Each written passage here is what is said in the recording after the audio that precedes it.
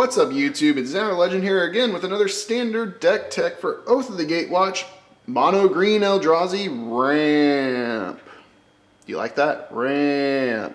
Anyways, today we got 4 Rattleclaw Mystics. Really cheap mana dork. Lets us get 3 different colors. Not that that's really going to care for anything we're doing today. 3 Leaf Gilders. Lets us add 1 green to our pool. 4 Thought-Knot Seers. Great card. Lets us do some thought seizing a little early in the game if we do have it in hand. A lot of time we don't see it, and that's just fine. 1 Conduit of Ruin makes our bigger things 2 less to cast, which is always nice. Also 6 mana for a 5/5 is pretty handy.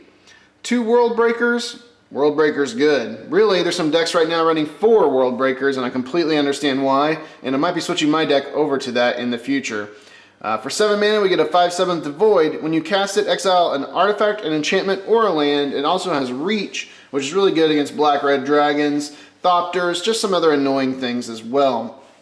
We can also sacrifice 3 mana and sacrifice a land, return it from the graveyard to our hand, which is pretty solid.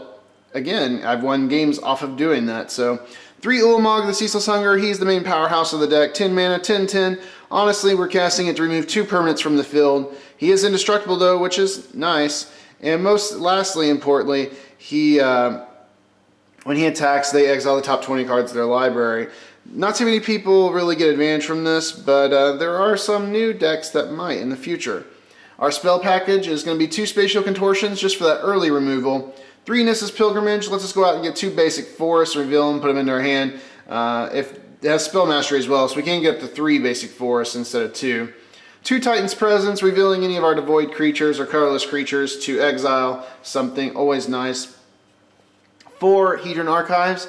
Not only do I like it because it gives us extra mana on the turn it's played, but we can also sacrifice it for additional cards, which is sometimes we're just needing to find that last additional card to make this deck work. 3 Explosive Vegetation. Honestly, there might be a 4th one of these in here soon. Search your library for up to 2 basic land cards, put them on the battlefield tapped, and shuffle your library.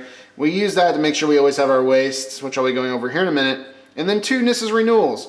6 mana is a little hefty, but we do get 3 basic lands onto the battlefield tapped, and 7 life, which sometimes we need that additional 7 life just so we can finish out the game.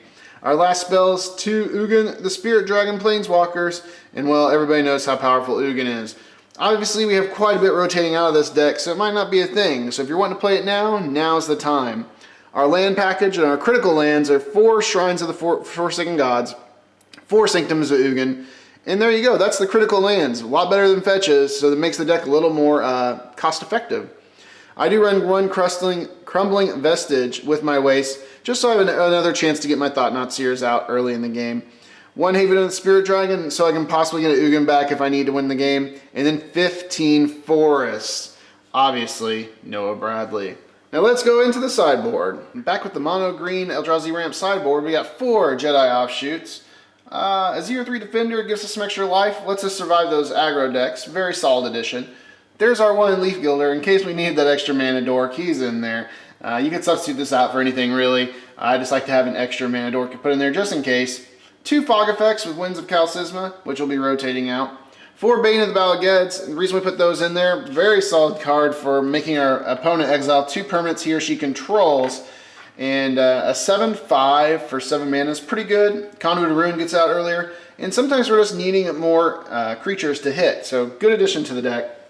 1 more piece of removal if we need it. Avoid Winnower whenever we notice our opponents are casting a lot of spells with even converted mana costs. Very, very solid card sometimes. We're running a lot of counterspell. We got a Desolation Twin in here, just so we can make sure a 10/10 does land on the battlefield. And then 1 Kozilek, the Great Distortion. I haven't really won games with Kozilek, but he's definitely let me draw some cards to potentially win a game. He's probably not the strongest addition to this deck, which is why his price point's so low, but he is a good card. He's going to see play in something. I just don't know if this is truly the right deck for him. Let me know what you thought about this sideboard and this deck in the comments down below. I hope you enjoyed this deck tech, and comment on the video and hit the like button so I can keep bringing more content like this to the future. Trying to get all these deck techs out because Shadows over Innistrad is right around the corner. Thanks for watching.